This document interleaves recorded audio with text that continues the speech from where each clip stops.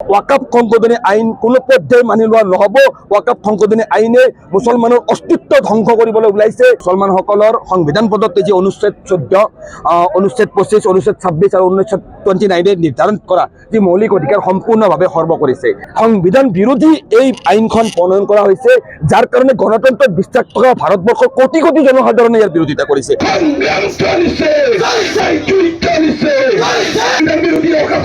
আইন বাতিল কৰা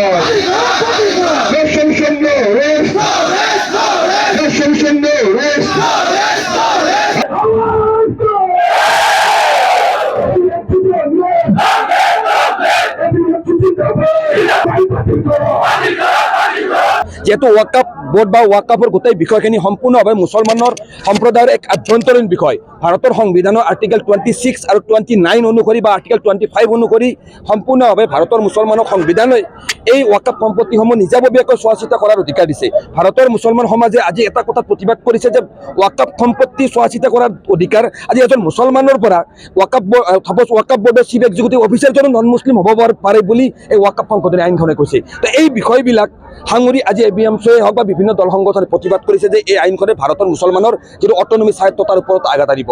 তো এই ক্ষেত্ৰত সততে যেহেতু আমি বিটিচিৰ মূল সংগঠন এবিএমচি হিচাপে সততে বিটিচি অঞ্চলৰ মুছলমানসকলৰ স্বজন তোষণৰ ৰাজনীতি কৰা বিটিচিৰ বৰ্তমানৰ চিফ প্ৰমোদ বড়ো ডাঙৰীয়াই বিভিন্ন সময়ত বিটিচি অঞ্চলৰ সংখ্যালঘু মুছলমান গাঁৱে ভূঞে সহজ সৰল সাধাৰণ মুছলমান জনতাৰ ওপৰত মুছলমানৰ বিভিন্ন ভাল লগা কথা মুছলমান প্ৰীতি দেখুৱাই ঘূৰি ফুৰে।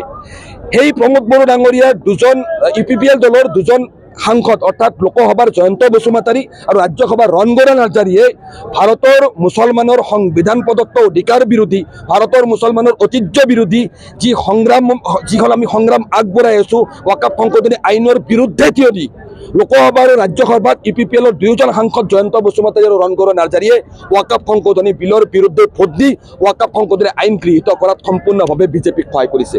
আজি সচলৰ প্ৰতিবাদস্থলীৰ পৰা বিটিচি প্ৰধান প্ৰমোদ বড়োক আমি বুজাই দিব বিচাৰিছোঁ যে ভাৰতৰ তথা বিটিচি তথা অসমৰ মুছলমানৰ সৈতে প্ৰমোদ বড়ো নেতৃত্বাধীন UPPL দলে কৰা এই বিশ্বাসঘাতকতাৰ প্ৰত্যুত্তৰ আগন্তুক বিটিচি নিৰ্বাচনত তেখেতক আমি হাতে হাতে দিবলৈ এবিএমচি প্ৰস্তুত হৈ আছোঁ। বিটিচিৰ 10 লক্ষ মুছলমান প্ৰস্তুত হৈ আছে।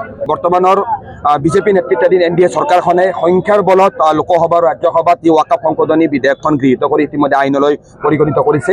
সমগ্ৰ ভাৰতবৰ্ষৰ সংবিধানত বিশ্বাসী, গণতন্ত্ৰত বিশ্বাসী, ধৰ্মনিৰপেক্ষতাত বিশ্বাসী সৰ্বস্তৰৰ ৰাইজে এই ওয়াকাফ সংশোধনী আইন 2025ৰ বিৰুদ্ধে তীব্ৰ প্ৰতিবাদ সাব্যস্ত কৰিছে। ওয়াকাফ সংশোধনী আইনে বিশেষকৈ ভাৰতৰ মুছলমানসকলৰ সংবিধান প্ৰদত্ত যি অনুচ্ছেদ 14, অনুচ্ছেদ 25, অনুচ্ছেদ 26 আৰু অনুচ্ছেদ 29 নিৰ্ধাৰণ কৰা যি মৌলিক অধিকাৰ সম্পূৰ্ণভাৱে খৰ্ব কৰিছে।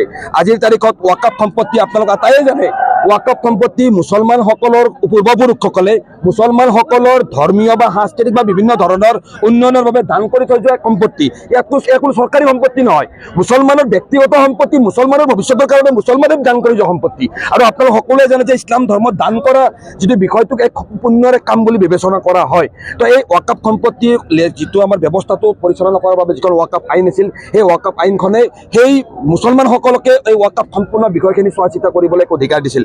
কিন্তু বৰ্তমানৰ যিখন বিজেপি নেতৃত্বাধীন NDA চৰকাৰে সম্পূৰ্ণভাৱে ধৰ্মীয় মেৰুকৰণৰ উদ্দেশ্য আগত ৰাখি এই ওয়াকাফ সংশোধনী আইনৰ যি সংশোধন ঘটাই 2025 যিখন আইন আনিছে, এই আইনৰ জৰিয়তে যি ওয়াকাফ বোৰ্ডৰ যিটো চিফ এক্সিকিউটিভ অফিচাৰ সেইজনো নন মুছলিম হ'ব পাৰে বুলি তাত এটা প্ৰভিজন ৰাখিছে। আনকি যিসমূহ ইলেক্টেড মেম্বাৰ থাকে অৰ্থাৎ কিবা ইলেক্টেড MP বা বাৰ কাউন্সিলৰ মেম্বাৰ যিসকল আগতে আছিল সেইসকল মানে আগতে মুছলমান হোৱাটো বাধ্যতামূলক আছিল, কিন্তু সেই ওয়াকাফ বোৰ্ডৰ সদস্যসকলো এতিয়া নন মুছলিম হ'ব পাৰিব। আনকি ওয়াকাফ বাই ইউজাৰ্ছ অৰ্থাৎ আজি দীৰ্ঘদিন ধৰি এইখন ভাৰতবৰ্ষত বিভিন্ন মছজিদ, মাদ্ৰাছা, কবৰস্থান বিভিন্ন মাটিত আছিল শ বছৰ ধৰি, সেইবিলাকক ওয়াকাফ বাই ইউজাৰ হিচাপে ওয়াকাফ সম্পত্তি হিচাপে ধৰা হৈছিল। সেই ব্যৱস্থাটো এই আইনখনৰ জৰিয়তে ইতিমধ্যে বাতিল কৰাৰ এটা প্ৰভিজন আৰম্ভ হৈছে। অৰ্থাৎ ওয়াকাফ সম্পূৰ্ণভাৱে মুছলমানৰ এক আভ্যন্তৰীণ বিষয়। এই বিষয়খিনি মুছলমানক নিজাববীয়াকৈ চোৱা চিতা কৰিবলৈ সম্পূৰ্ণভাৱে সংবিধানে অধিকাৰ দিছে। আৰ্টিকেল 26 অৰ্থাৎ ভাৰতৰ সংবিধানৰ আৰ্টিকেল 26 মুছলমানসকলক বা বিভিন্ন ধৰ্মৰ মানুহক নিজৰ ধৰ্মৰ অনুষ্ঠান প্ৰতিষ্ঠান পৰিচালনা কৰিবলৈ, সা সম্পত্তি অৰ্জন কৰিবলৈ অধিকাৰ দিছে। এই অধিকাৰ সম্পূৰ্ণভাৱে নস্যাৎ কৰিছে। আৰু আজি আমি ক'বলৈ বাধ্য হৈছোঁ যে ওয়াকাফ সংশোধনী আইনৰ জৰিয়তে ভাৰতৰ মুছলমানৰ যিটো অস্তিত্ব, এই অস্তিত্ব ধ্বংস কৰি দিবলৈ বৰ্তমানৰ বিজেপি নেতৃত্বাধীন চৰকাৰখনে চেষ্টা কৰিছে। আনকি আজিৰ তাৰিখত এই ৱাকাফ সংশোধনী আইনখনৰ জৰিয়তে ভাৰতৰ মুছলমানসকলে আজি দীৰ্ঘদিন ধৰি এইখন ভাৰতবৰ্ষত যি নিজাববীয়া মছজিদ মাদ্ৰাছা কবৰস্থান যিবিলাক সম্পত্তি আছিল এই সম্পত্তি লোকসভাত 232জন MP আৰু ৰাজ্যসভাত 95জন MPয়ে এই বিলখন যেতিয়া উত্থাপন হৈছিল তেতিয়া বিৰোধিতা কৰিছিল। তাৰ মানে কি এই বিলখনক লৈ সমগ্ৰ ভাৰতবৰ্ষত যথেষ্ট প্ৰতিবাদ হৈছে। বহুতে কৈছে একমাত্ৰ মুছলমানে প্ৰতিবাদ কৰিছে।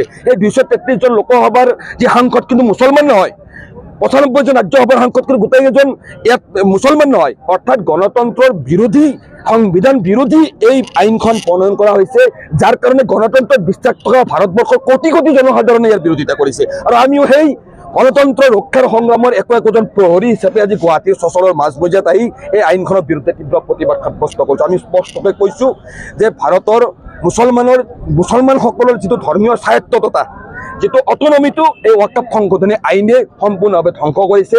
এই ৱাকাফ সংশোধনী আইনৰ বিৰুদ্ধে বিভিন্ন দল সংগঠন বহুতো ব্যক্তিয়ে ইতিমধ্যে উচ্চতম ন্যায়ালয়ৰ দ্বাৰস্থ হৈছে। আমি ABMCয়েও সিদ্ধান্ত গ্ৰহণ কৰিছোঁ যে ৱাকাফ সংশোধনী আইন 2025ৰ বিৰুদ্ধে আমি মহামান্য উচ্চতম ন্যায়ালয়ৰ দ্বাৰস্থ হ'ম। আমাৰ প্ৰক্ৰিয়াখিনি ইতিমধ্যে শেষ হৈছে। ৱাকাফ সংশোধনী আইনৰ বিৰুদ্ধে ABMCয়ে ৰাজপথতো সংগ্ৰাম কৰি যাব আৰু ইয়াৰ আইনীভাৱেও সমান্তৰালভাৱে যুঁজি যাব। প্ৰথম কথা, শেষ কথা, চূড়ান্ত কথা যে ৱাকাফ সংশোধনী আইন কোনো পৰ্যায়ে মানি লোৱা নহ'ব। ৱাকাফ সংশোধনী আইনে মুছলমানৰ অস্তিত্ব ধ্বংস কৰিবলৈ ওলাইছে আৰু এইখন দেশত মুছলমানসকলৰ বছৰীয়া হাজাৰ বছৰীয়া ইতিহাসক ইয়াত সম্পূৰ্ণভাৱে পদাঘাত কৰিবলৈ বৰ্তমানৰ বিজেপি নেতৃত্বাধীন চৰকাৰখনে চেষ্টা কৰিছে আৰু এই চেষ্টা আমি কেতিয়াও সফল হ'ব নিদিওঁ। গণতান্ত্ৰিকভাৱে শান্তিপূৰ্ণভাৱে আমাৰ এই সংগ্ৰাম চলিব।